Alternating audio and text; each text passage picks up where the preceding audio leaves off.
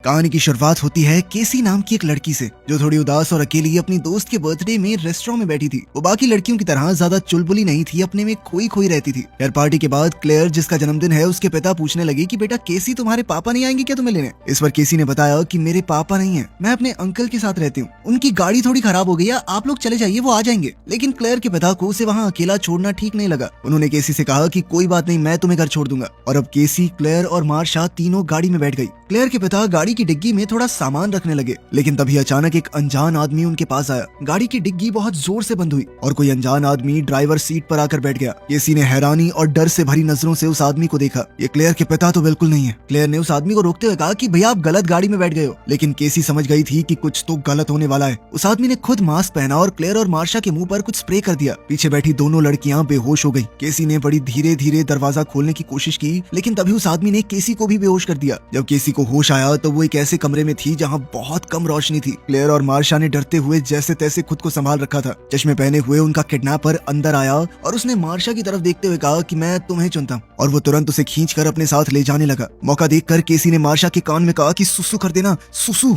और फिर कुछ ही मिनटों में वो आदमी मार्शा को रोते हुए वहां अंदर छोड़ गया। वो बहुत गुस्से में लग रहा था और उसने दरवाजा फट से बंद कर दिया। मार्शा ने केसी और क्लेयर को बताया, इस आदमी का नाम शायद डेनिस है, इसने मुझे वहां ले जाकर कपड़े उतार कर नाचने को कहा, लेकिन जैसे ही मैंने सुसु कर दिया तो वो मुझे वापस छोड़ गया। इस पर केसी ने बताया कि मैंने देख लिया था, इस आदमी को ओसीडी है, धूल, गंदगी, जर्म्स ये सब सहन नहीं होता ऐसे लोगों से। सफाई की गंदी आदत होती है इन्हें। जब तुम्हारी गाड़ी में बैठा था, हमें किडनैप करने आया था, लेकिन फिर भी चीजें साफ कर रहा था। आदत है ना। क्लेयर बाकी दोनों लड़कियों को संभालते हुए कहने लगी कि डरो मत, सब ठीक हो जाएगा, हम मिलकर उसका मुकाबला करेंगे।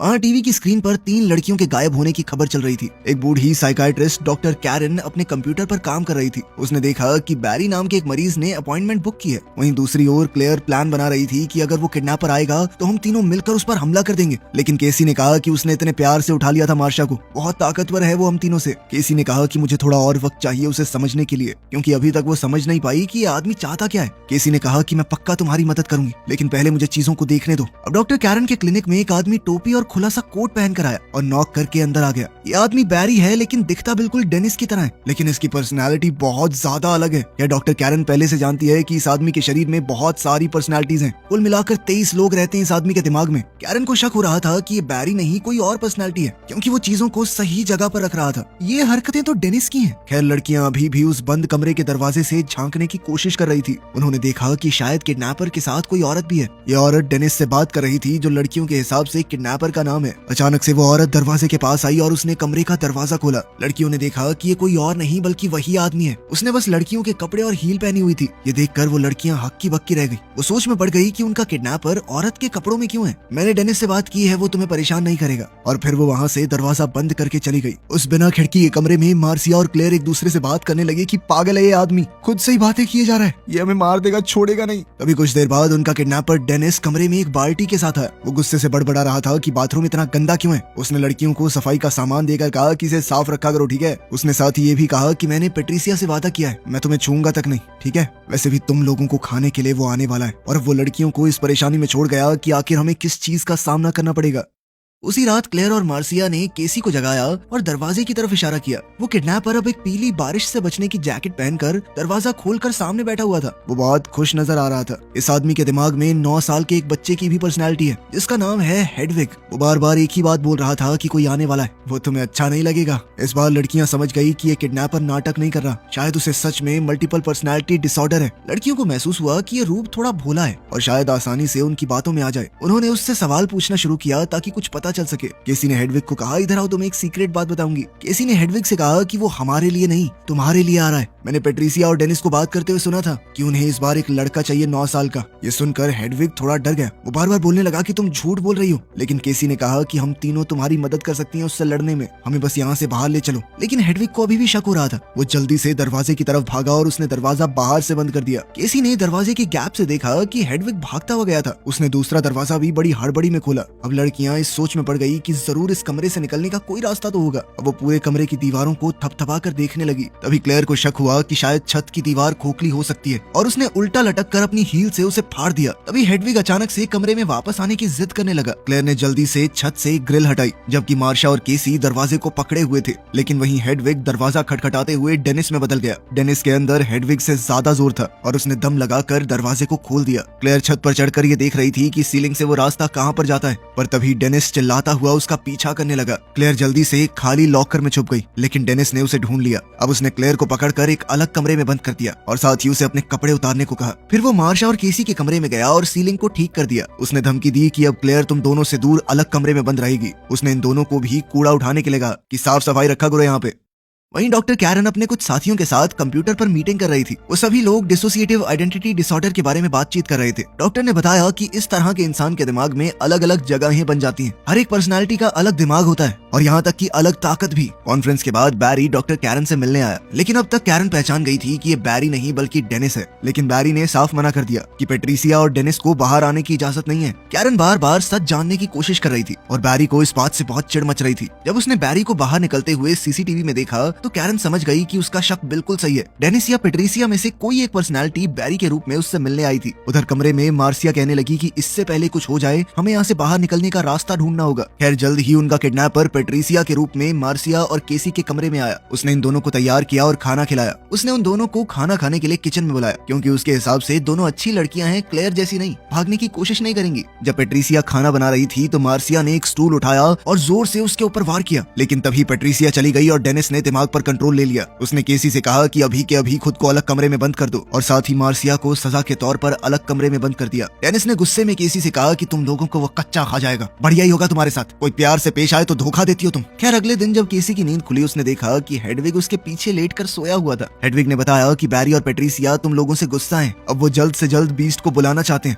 लेकिन मैं अलग हूँ, मुझे तुम्हारी चिंता है सच में। इस बात पर केसी ने हेडविग से पूछा कि क्या तुमने कभी बीस्ट को देखा है। ये सुनकर हेडविग थोड़ा घबरा गया। उसने बात बदलते हुए कहा कि क्या मैं तुम्हें किस कर सकता हूँ। केसी ने ना चाहते हुए भी हामी भर दी, क्योंकि वो हेडविग के भोलेपन का फायदा उठाकर वहाँ से निकलना चाहती थी। इसके बाद उसने हेडविग से कहा कि तुम तो बहुत अच्छा किस करते हो। फिर उसने हेडविग से कहा कि हम दोनों को तुम्हारे कमरे में जाके डांस करना चाहिए ना, गाने सुनते हुए। लेकिन हेडविग ने कहा कि मुझे यहाँ से जाना होगा, क्योंकि बैरी नाम की एक पर्सनालिटी की मीटिंग है डॉक्टर कैरन के साथ। इस सेशन के दौरान डॉक्टर कैरन ने सीधे तौर पर कहा कि मैं बैरी नहीं डेनिस से बात कर रही हूँ। सही कह रही हूँ ना मैं। डॉक्टर कैरन ने डेनिस की बेइज्जती की, कहा कि तुम एक नंबर के बेकार इंसान हो, लड़कियों से कपड़े उतरवाकर डांस करवाना पसंद है तुम्हें। छी कितनी गंदी हरकत है। सामने बैठा डेनिस अभी भी उसकी बात को मानने को तैयार नहीं था, लेकिन फिर कैरन कहने लगी कि अगर ऐसा करोगे ना तो बाकी 22 पर्सनालिटीज मिलकर तुम्हें खत्म कर देंगी। इस पर डेनिस ने सीधे तौर पर कहा कि मुझे और पेट्रिसिया को छोड़कर बाकी 22 पर्सनालिटीज एकदम बेकार हैं और मैं बेचारे कमजोर केविन को बचाने के लिए ही बाहर आया हूँ, वरना दुनिया उसे रौंद कर चली जाएगी। केविन दरअसल इस आदमी का असली नाम है। अब कैरन ने कोशिश की कि वो किसी तरह डेनिस से निकलवा सके कि आखिर ये बीस्ट का क्या चक्कर है, लेकिन डेनिस ने कोई खास जवाब नहीं दिया।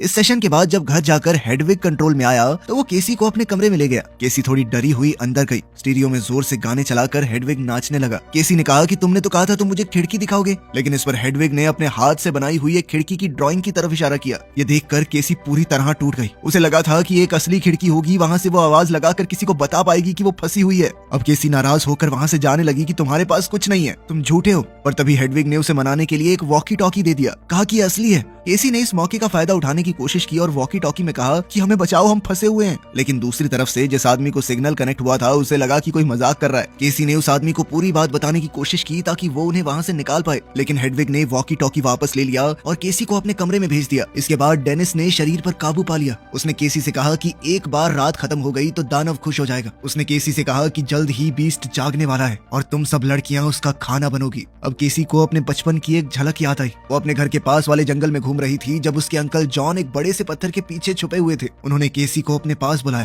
केसी इस वक्त जंगल में अकेली थी बिना अपने पिता के। अंकल जॉन बिना कपड़ों के था। उसने केसी से कहा कि अपने कपड़े उतार दो, हम दोनों गेम खेलेंगे, हम दोनों जानवरों की तरह घूमेंगे यहाँ पर। दरअसल ये अंकल केसी के साथ गलत काम करता था। जब अंकल जॉन कपड़े पहनकर ऊपर आया तो केसी ने बंदूक उसकी तरफ तान दी, लेकिन जॉन ने एकदम से बच्ची से बंदूक छीन ली। बचपन से उसके अंकल ने कई बार केसी के साथ गलत किया था। इसी वजह से केसी गुमसुम सी रहती थी, बाकी लड़कियों की तरह हंसती खेलती नहीं थी। शाम के वक्त जब डॉक्टर कैरन ने अपनी ईमेल चेक की तो पता चला कि बैरी ने बहुत सारे मैसेज कर रखे थे। उसने बार बार लिखा था, वी नीड यू, हमें आपकी जरूरत है। कैरन समझ गई थी कि डेनिस जरूर बाकी पर्सनालिटीज को दबा रहा है और वो उससे मिलने उसके घर पर आई। डेनिस कैरन को बैरी के कमरे में ले गया और उससे थोड़ी बहुत बातचीत की। उनकी बातचीत के दौरान कैरन को यकीन हो गया कि डेनिस अब इस शरीर पर पूरी तरह हावी हो चुका है। उसे पूरा शक हो गया था कि डेनिस ने ही उन 3 लड़कियों को किडनैप किया होगा। मौका मिलते ही डॉक्टर कैरन ने जल्दी से जाकर एक कमरे का दरवाजा खोला। वहाँ उसे क्लेयर जमीन पर पड़ी हुई मिली, लेकिन तभी पीछे से डेनिस आ गया और कैरन को दवाई सुंघाकर बेहोश कर दिया। केसी अंदर से दरवाजा खोलने की कोशिश कर रही थी और बाकी दोनों लड़कियां भी खुद को आजाद करने के लिए सही वक्त ढूंढ रही थी। डेनिस ने एक मॉल से फूलों का गुलदस्ता खरीदा। जब वो घर वापस आ रहा था तो केसी एक कमरे में गई जहाँ पर कंप्यूटर रखा हुआ है। इस कंप्यूटर में उसे 23 अलग अलग पर्सनालिटीज की वीडियोस मिली। उधर डेनिस एक पुराने रेल के डब्बे में पहुंचा और यहाँ वो अपनी 24वीं पर्सनालिटी यानी कि बीस्ट में बदल गया। वो और बड़ा हो गया और जानवर की तरह चलने लगा। वो जानवर की फुर्ती से भागकर घर की तरफ गया। कैरन को होश आया तो उसने डेनिस की टेबल पर ही नोट्स लिखना शुरू कर दिया। वो दानव के रूप में घर के अंदर पहुंच गया। कैरन ने धुंधली आंखों से चाकू उठाया और पीछे खड़े जानवर पर वार करने की कोशिश की,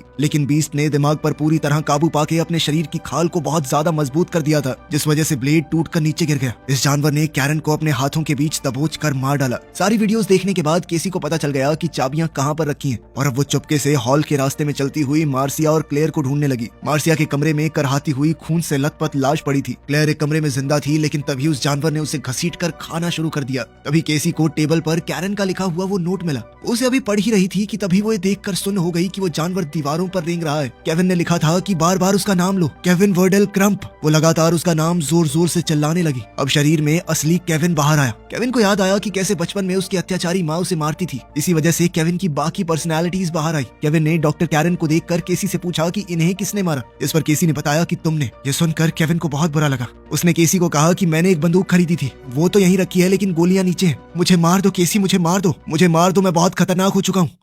अब केसी की आंखों के सामने ही अलग अलग पर्सनालिटीज बाहर आने लगी। जब हेडविग सामने आया तो केसी बंदूक ढूंढने लगी। अब केसी समझ चुकी थी कि जल्द ही ये दोबारा जानवर में बदलने वाला है। अब वो नीचे कमरे में जाकर गोलियां ढूंढने लगी, लेकिन इससे पहले कि केसी सारी गोलियां भर पाती, जानवर सामने आ गया। जानवर ने उसे खींचा और इस सब में उसकी स्वेटर फट गई। केसी ने मौका देखकर दोबारा बंदूक उठाई और भाग निकली। अपनी घायल टांगों के साथ भी वो किसी तरह दूसरे कोने में पहुंची। अब उसने बंदूक उस जानवर की तरफ तानी हुई थी जो धीरे धीरे उसकी तरफ बढ़ रहा था। जिस तरह केसी के पिता ने उसे शिकार करना सिखाया था, बिल्कुल वैसे ही उसने जानवर पर निशाना लगाया। अब केसी के पास सिर्फ 2 ही गोलियां थी और उस जानवर पर पता नहीं कैसे गोलियों का असर नहीं हो रहा था। अब वो जानवर अपने हाथों से लोहे की सलाखें मोड़ने लगा। तभी अचानक उसकी नजर केसी के शरीर पर लगे निशानों पर पड़ी। उन्हें देखकर वो समझ गया कि केसी के साथ भी बचपन में कुछ गलत हुआ है, जैसा उसके साथ हुआ था। इस वजह से उसने केसी को वहीं जिंदा छोड़ दिया और वहां से चला गया। अगले दिन एक आदमी वहां आया जिसने केसी को पिंजरे में फंसा हुआ देखा। वो केसी को बाहर लेकर आया और केसी किसी तरह बच गई। मौका मिलने पर केसी ने सब कुछ बता दिया कि किस तरह उस आदमी ने उन्हें किडनैप करके बेसमेंट में 3 औरतों का खून किया। पहले इस बात पर ज्यादा विश्वास न करने वाली दुनिया को अब पूरा भरोसा हो गया था